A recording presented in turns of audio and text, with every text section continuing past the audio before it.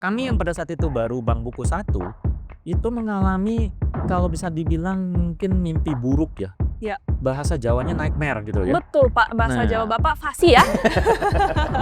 jadi ini tantangannya tanpa istilahnya Covid saja mentransformasi sebuah bank itu bukan PR mudah Betul betul ya. Pak. Apalagi plus Covid gitu kan. Guys, buat saya kalian itu saya analogikan seperti Avengers. Bagaimana caranya supaya orang-orang ini dengan superpowers-nya mereka yang berbeda-beda, yang punya keunggulan masing-masing itu bisa diikat dan punya satu visi. Nah, yang bisa menjadikan itu semua kenyataannya adalah satu.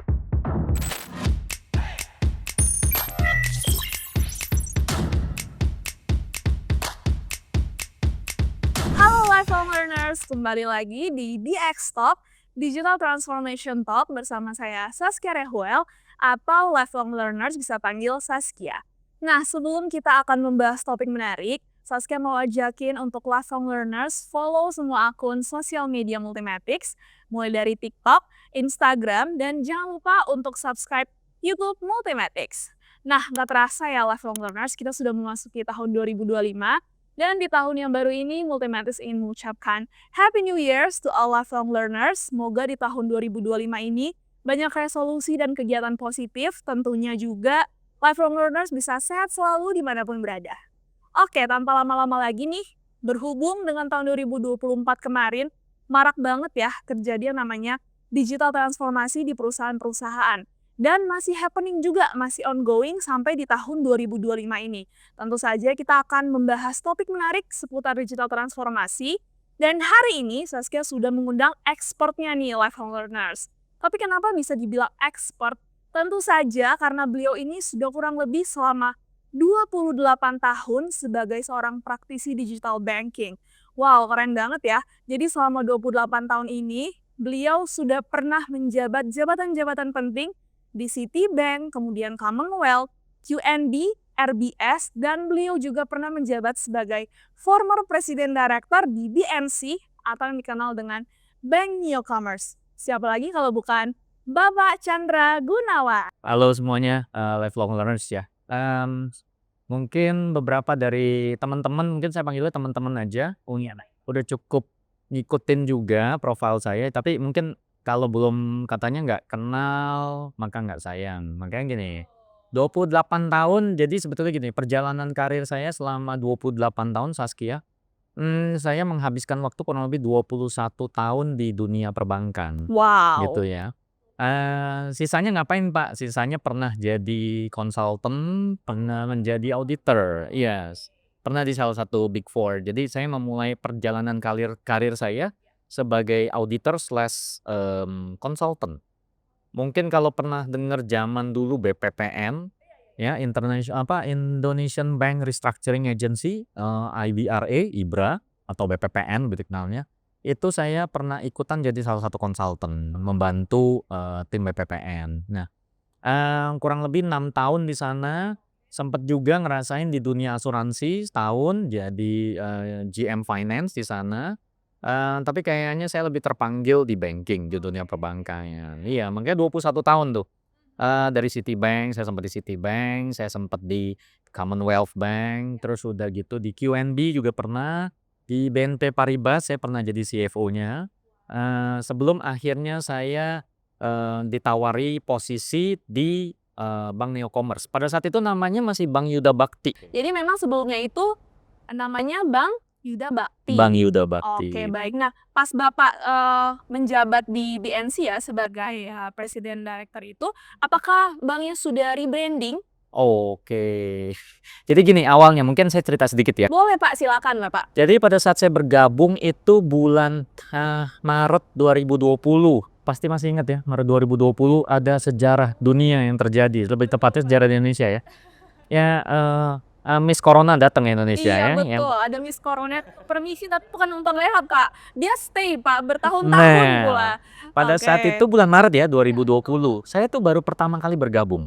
Nah, pada saat itu nama banknya masih Bank Yuda Bakti. Oke, Bank Yuda Bakti. Yuda Bakti itu spesialisasinya di pensiunan bisnis dan pensiunan ini khusus pensiunan militer, gitu ya. Nah, itu sudah cukup lama sampai tahun 2019, setahun sebelum pandemi, tepatnya Maret 2019, aku laku Group itu mengakuisisi.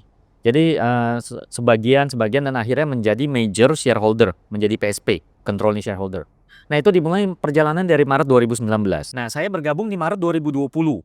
Setahun Nah, setelahnya ya Pak ya? setahun Iya. setelahnya. Dan jujur awalnya saya tuh ditawarin posisinya sebagai finance director. Tapi ya inilah yang namanya manusia berencana, Tuhan menentukan ya. Betul sekali Nah, Bapak, itu saya setuju sekali ya Bapak ya. jadi awalnya ditawarin posisi finance director. Nah, ada kejadian menarik pada saat bulan Maret 2020 itu kan, nah pada saat itu Bank Yuda Bakti itu masih, mungkin kalau Saskia ingat, ada namanya buku. Ya, jadi bank itu kan dibagi, perbankan itu dibagi jenis bank itu 4 berdasarkan buku ya, buku. Jadi kelompok usaha ya, berdasarkan kelompok usaha berdasarkan modalnya, permodalannya. Nah, itu dibagi 4 kategori. Yang paling bawah itu yang modalnya paling kecil dan kegiatan usahanya yang paling disesuaikan dengan tingkat modalnya itu adalah buku 1. Semakin besar itu buku 4 ya, buku 4. Nah, jadi kalau bank-bank besar yang Saskia tahu di luar sana, nah itu bank buku 4. Nah, dari situ kami itu pada saat itu masih statusnya bank buku 1. Buku 1. Yang membedakan sedikit banyak adalah tentunya modalnya. 1, otomatis modal juga mempengaruhi kegiatan usaha yang diizinkan oleh regulator yaitu OJK dan BI pada saat itu ya. Nah, jadi apa yang terjadi? Karena masih buku 1, di saat corona atau Covid yang kita kenal itu datang di Maret 2020, jadi terjadi yang kalau di dunia banking itu kekeringan likuiditas. Kekeringan likuiditas. Ya. Dan Oke, Pak. itu buat dunia perbankan itu bisa dibilang sesuatu yang mengerikan. Oh, Ya. ancaman gitu ya Pak ya? Iya, karena gini, ini kan berkaitan dengan behavior manusia. Di saat ada semacam threat atau ancaman, manusia itu kan cenderung mencari aman, betul ya? Ada yang mungkin sebagian berani mengambil resiko, tapi sebagian besar lebih banyak menghindari atau mungkin mempelajari dulu resikonya, gitu ya. Nah, pada saat Covid datang kan spekulasi banyak. Ada yang bilang, "Ah, ini cuma sebentar." Ya kan? "Ah, ini mah cuman virus mah cuman sebentar," gitu kan. Kayak flu, kayak apa gitu Nanti kan. juga hilang, sembuh, seperti itu ya? Betul. Nah, terus tapi akhirnya apa yang terjadi? Karena ada threat, ketakutan pada saat itu, apa yang terjadi? Dampaknya ke dunia perbankan pada saat itu, bulan Maret 2020 adalah likuiditas menjadi sangat ketat, ya. Nah, yang terimbas paling dahsyat itu adalah bank-bank buku 1. Bambang satu ya? Iya. Kenapa? Karena ini menyangkut kepercayaan, trust. Karena kan banking itu trust bisnis ya, bisnis kepercayaan.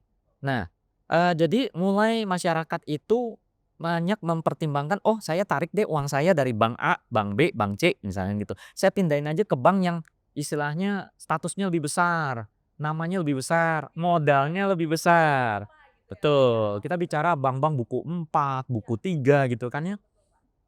Kami yang pada saat itu baru bank buku 1, itu mengalami kalau bisa dibilang mungkin mimpi buruk ya. Ya. Bahasa Jawanya nightmare gitu ya. Betul Pak, bahasa Jawa Nah, Bapak fasih ya? jadi pada saat itu apa yang terjadi? Mau nggak mau kita harus berpikir bagaimana caranya supaya bank ini survive. Ya, betul. Ya. Karena memang visinya pada saat itu transformasi digital. Tapi kalau kita nggak lewatin likuiditas itu nggak ada yang namanya transformasi digital. Jadi kalau bisa diringkas, mungkin Maret 2020 itu pada saat saya gabung, Iya. Yuda Bakti masih buku 1. Nah, pada saat tahun 2020 itu, jadi kami berjuang dulu untuk likuiditas selama kurang lebih setengah tahun sampai Juni 2020. Itu ada perjalanan sendiri. Setelah itu mulai kita berangsur-angsur setelah likuiditas pulih. Nah, tadi kan pertanyaan Saskia adalah mengenai branding ya, rebranding. Nah, kita mulai pelan-pelan, semua rencana kita tetap jalan, ya. Jadi, apa yang kita lakukan? Kita semua perizinan kita proses, termasuk juga rebranding. Jadi, nah gini, salah satu yang kami amati pada saat itu adalah kalau misalkan menggunakan nama yang ada pada saat itu, mungkin sudah namanya kan kalau branding ya, namanya kan sudah terasosiasi, disebut nama ini orang langsung asosiasinya apa. Nah, pada saat itu juga sama. Jadi apa yang kami lakukan, kami mau nggak mau harus mengganti nama kami. Oke. yang berkesan kekinian. Iya, betul, 1. mengikuti perkembangan zaman ya, Pak, Betul. ya? Terus kedua kan karena kita visinya adalah menjadi bank digital. Iya. Nah, namanya harus yang kayak digital dong, gitu loh. Nah, salah satu nama yang istilahnya muncul pada saat itu karena dikaitkan dengan digital adalah Neo. Pada saat itu kan sering sekali orang nyebut neobank, ya kan? Digital bank, neobank kayak gitu kan. Nah, dari situ akhirnya kami memilih dari sekian banyak pilihan, akhirnya kita menetapkan nama Bank Neo Commerce atau disingkat BNC. DNC. Nah, itu baru nanti digitalization-nya mulai di 2021 perjalanannya. Oke, baik. Mungkin saya berhenti di situ dulu, tapi Iya. kurang lebih itu semoga menjawab pertanyaan Sangat saya. menarik ya Bapak ya. Iya. Jadi memang, pada saat Bapak awalnya ditawari jabatan sebagai finance director, kemudian ada melakukan rebranding dan akhirnya disiasati sampai kalau saya baca nih Pak ya, saya kulik-kulik di berita itu keberhasilan yang Bapak buat nih ya di Bank Neo Commerce ini sangat-sangat, excellent lah Pak. Kayak saya lihat berarti digital transformasi yang Bapak lakukan di bawah kepemimpinan Pak Chandra gitu ya, bisa dibilang sangat excellent, berhasil dan sukses nih Pak. Tadi menarik ya Bapak sempat bilang terkait rebranding dari Bank Yuda Bakti itu dan ada likuiditas yang sangat menjadi ancaman ya untuk perusahaan atau banking dan akhirnya bisa berhasil di tahun 2021 Pak. Nah mungkin lifelong learner semua penasaran kali ya, siasat atau strategi digital transformasi seperti apa sih Pak yang Bapak terapkan hingga akhirnya si BNC ini tuh bisa excellent di bawah kepemimpinan Bapak Chandra? Oke.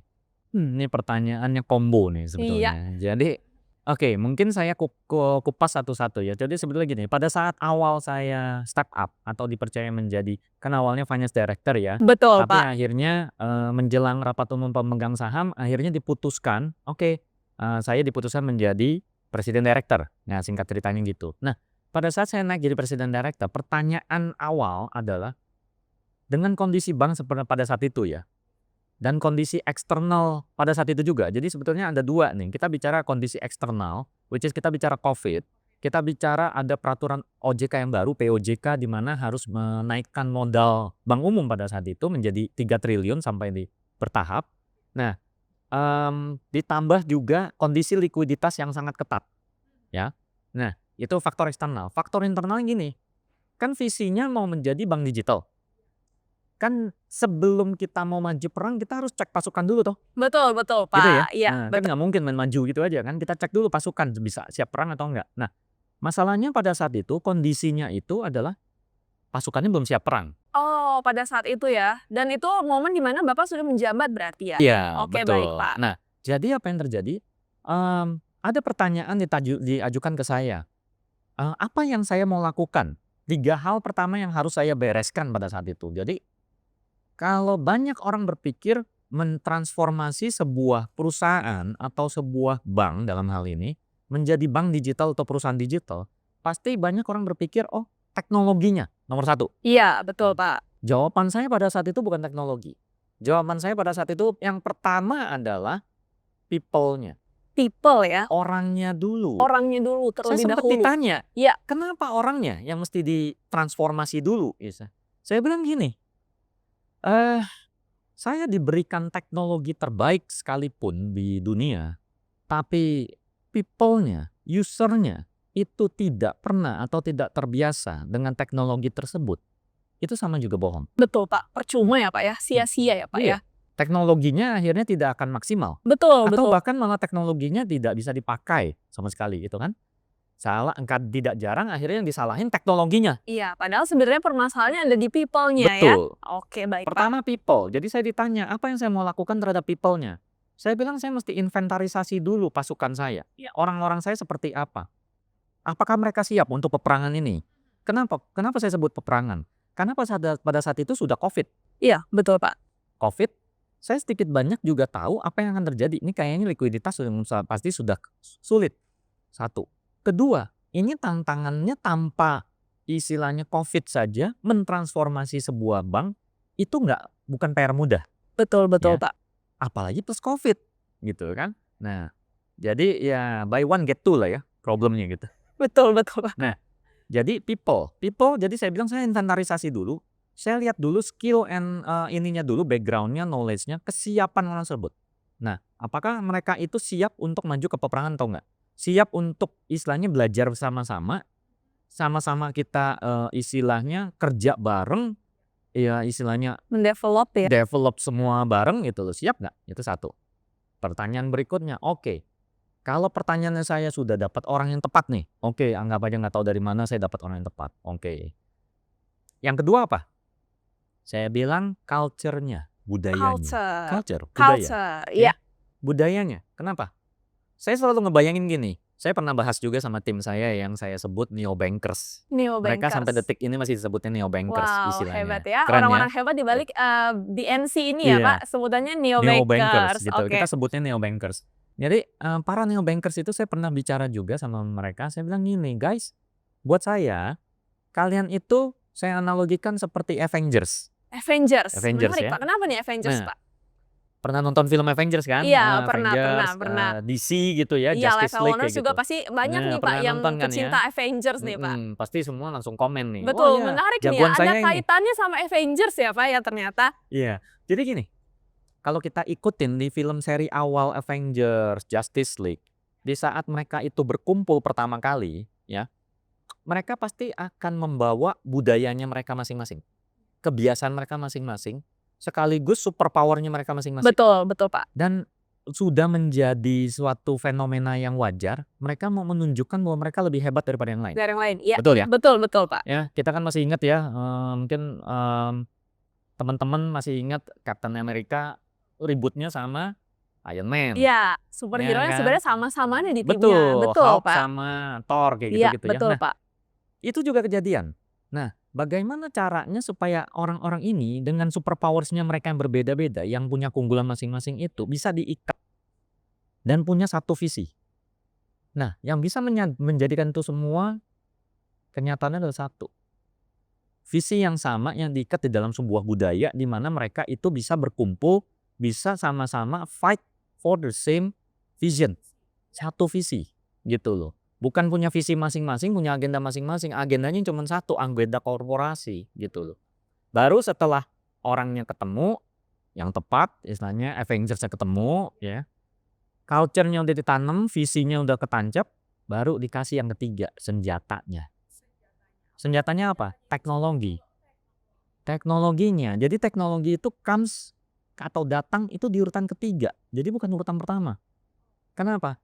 Usernya ready, visinya sudah dibentuk, sudah ditetapkan dan culture-nya sudah tertanam, mereka sudah menjadi satu, baru kita kasih senjatanya. Jadi mereka bertanggung jawab dengan penggunaan senjata tersebut. Kalau enggak mereka bisa pakai untuk kepentingan mereka sendiri-sendiri. Betul, Pak. Itu dia, Pak, yang disayangkan ya mungkin bisa jadi pelajaran untuk perusahaan-perusahaan lain atau mungkin, apa ya, company banking yang lain ya, Pak. Kadang-kadang memang orang tuh berpikir teknologi dulu yang kita siapkan ya. Kalau teknologinya udah oke, sudah terkemuka, terdepan, sudah pasti bakal reach the visi. Padahal sebenarnya yang penting itu ada di people ya, Pak. Kemudian disusul dengan culture, baru si teknologi ini masuk sebagai poin nomor 3. Sangat menarik ya, Pak, ya. Oke, Pak, ini mungkin lanjutkan pertanyaan dari teman-teman lifelong learner semua ya, Pak, ya. Terkait Bapak sudah bilang kalau ini tuh happening on COVID ya, Pak. Berarti dari, di bawah kepemimpinan Pak Chandra, apa sih, Pak, challenge atau tantangan terbesar nih dalam suatu, perusahaan banking ya, yang akan bertransformasi menjadi digital banking di era kepemimpinan Bapak dan pada saat itu ada COVID juga, Pak? Oh. Ya. Saya rasa dari semua 3 poin itu, tadi saya sampaikan, saya bisa akuin yang paling, menantang itu adalah people. People. People. Oke. Si Avengers nih ya, Pak? Avengers-nya gitu loh ya. Mungkin, saya suka sekali mengaitkan dengan film Avengers atau DC gitu ya, ada Justice League gitu ya. Kenapa? Kan pada saat si Nick Fury pada saat itu si Batman, siapa itu, mencoba cari satu-satu, itu kan nggak gampang ya. Betul. Bujukin dia supaya bergabung kan Akhirnya nggak gampang join ya, ya, betul gitu betul, loh. Pak. Apalagi pada saat itu namanya masih, maaf, Bang Yuda Bakti. Jadi mereka pada saat ditanya, "Ini dari bank mananya?" "Bang Yuda Bakti," gitu loh. Mereka bingung, itu bukannya bank militer? Bank yang istilahnya bisnis pensiunan pensiunan bisnis istilahnya, bisnis pensiunan, militer gitu loh, untuk bapak-bapak, pensiunan dari, angkatan bersenjata, kepolisian kayak gitu kan. Mereka bingung, kok ditawarin misalnya, apalagi pas dibilang, "Enggak, kita mau bertransformasi menjadi bank digital." Mereka tambah mikir lagi, gimana mereka belum nggak kepikir gitu Iya, kan. betul betul, Pak. Nah, itu satu tantangannya. Kedua, mungkin ada yang tertarik, cuma masalahnya gini, kita butuh seorang fighter, ya. Jadi kami butuh seorang fighter. Pada saat itu saya sangat, menekankan ke tim HR saya dan semua teman-teman yang merekrut ya, para user, saya bilang kita cari fighters, kita nyari pejuang. Kita bukan nyari orang yang istilahnya apa ya, passenger. Jadi yang cuma mau numpang. Numpang ya. Passenger Kita princess kalau artinya sekarang gitu ya, Pak, gitu ya? ya. Kita cari fighter. Kenapa fighter? Gini, kan ceritanya kita mau mentransformasi, mau maju perang. Ya kita butuh pejuang dong, Betul, Pak. ya kan? Senjatanya nanti akan disediakan, akan dilatih dulu, ya kan? Eee, istilahnya ditanamkan juga istilahnya apa, ke culture, mungkin kalau di dunia militer itu semacam kayak Korsa istilahnya, they call it Korsa gitu kan, kesatuan, bonding gitu kan. Nah, tapi kan people-nya itu carinya nggak mudah ya, apalagi pada saat itu kalau bisa dibilang bank digital, itu sesuatu yang masih apa ya, banyak, mungkin dari para teman-teman yang cukup familiar dengan digital banking ya. Sedangkan kalau saya bicara di sini adalah pure digital bank, di mana pada saat itu contohnya proses onboarding yang kami tawarkan, Bank Neo tawarkan adalah eKYC gitu ya. Jadi kita sudah tidak pakai lagi video call gitu ya, kita sudah tidak pakai video call. Kita bahkan punya SLA di mana penerimaan customer dari titik pertama kali dia mengisi semua data lengkap dan membuat foto dengan iKTP-nya, itu prosesnya hanya antara 3 sampai 5 menit SLA kita. 3 sampai 5 menit 3 sampai ya. 5 menit. Sangat, ini sangat perubahan yang sangat inovatif yang mungkin pada saat itu belum banyak dilakukan ya oleh digital bank yang lain. Ini sangat, perjalanan yang harus dilihat terlebih dahulu, maksudnya kenapa nih kok si BNC bisa sampai sesukses itu, seberhasil itu, sangat keren Pak, itu milestone yang perlu dicatat ya teman-teman lifelong learner semua. Kemudian Pak, sebenarnya dari sisi mereka mengisi data diri dan lain sebagainya di 3 sampai 5 menit itu menjadi salah satu keuntungan dari BNC dari segi trust ya Pak ya. Akhirnya si, customer ini memilih ke BNC mungkin dari prosesnya yang sangat singkat dan sangat membutuhkan karena orang-orang zaman sekarang kan maunya yang cepet gitu ya Pak, yang instan gitu ya Pak. Menarik nih Pak terkait SLE tadi ya Pak, kalau saya boleh kulik lagi lebih dalam nih, setelah menemukan Avengers yang tepat ya Pak, ada keberhasilan Bapak untuk akhirnya membuat aplikasi ya Pak ya? Saya dengar-dengar di aplikasi tersebut Neo Plus, Neobank Plus, Awalnya Neo Plus benar, Neo Plus ya terus betul, jadi Neobank, kemudian menjadi Neobank. Nah mungkin bisa Pak diceritakan bagaimana sampai akhirnya aplikasi tersebut, membludak, yang download dan lain sebagainya. Bisa diceritakan Bapak keberhasilan dari si aplikasi tersebut yang ada di bawah kepemimpinan Bapak Chandra tentunya? banyak juga sih yang nanya, "Gimana sih Pak resepnya, bisa punya user?" Terus terang, pada saat saya mengundurkan diri dari BNC, Juni tahun lalu posisinya itu sekitar 25, 26 juta user. Terakhir saya dengar sudah tembus sampai 27 juta user Wow, dua puluh ya. tujuh juta user Ya, ya. 27 juta user Dahsyat udah sekali ya tembus lifelong katanya. learners ya. Nah, apa sih yang terjadi? Kok bisa cuman dalam hitungan mungkin saya cerita sedikit ya. Pada saat pertama kali Neo lahir, Neobank maksudnya aplikasi kami namanya Neobank yang bisa di-download itu ya pada saat itu, namanya Neoplus, sempat Neoplus terus akhirnya ganti Neobank. Di Maret 2021 pada saat lahir, sampai dengan Desember 2021, jadi kurun 9 bulan saja, 9 bulan? eee, pada saat itu kami bisa mencapai jumlah user kurang lebih 13 juta user lebih. Wow, dalam waktu 9 bulan itu Pak, 9 13 bulan, juta user 13 juta. lebih. Mungkin pertanyaannya, "Kok bisa Pak?" Betul Gitu Pak, ya, 9 pertanyaannya gitu bulan kan. untuk mendapatkan 13 juta itu Iya, termasuk nggak waktu gampang yang kan? iya Ya betul Pak, gitu loh, sulit Kak. Pak. Bagaimana nih Pak, mungkin bisa diberikan spill dan arahan-arahan nih untuk, lifelong learner semua nih Pak? Oke, pertama tentunya banyak berdoa sih. Oke, banyak berdoa itu kunci ya, banyak berdoa adalah kunci. Oke. Jadi gini, kita itu menawarkan kemudahan. Jadi gini ya, kunci dari digitalisasi itu, apapun namanya, termasuk bank digital, kita itu harus memudahkan. bukan mempersulit. Betul. Ya toh? Iya, betul, Pak. Kalau udah digitalize tambah sulit, ya buat apa dia digital? Iya. Satu. Kedua, anti ribet. Ya kan istilahnya anti ribet, jangan ribet deh istilahnya gitu. Nah, kita mempelajari banyak apa yang kami lakukan itu terus terang tidak berbeda dengan yang dilakukan oleh teman-teman bank lain.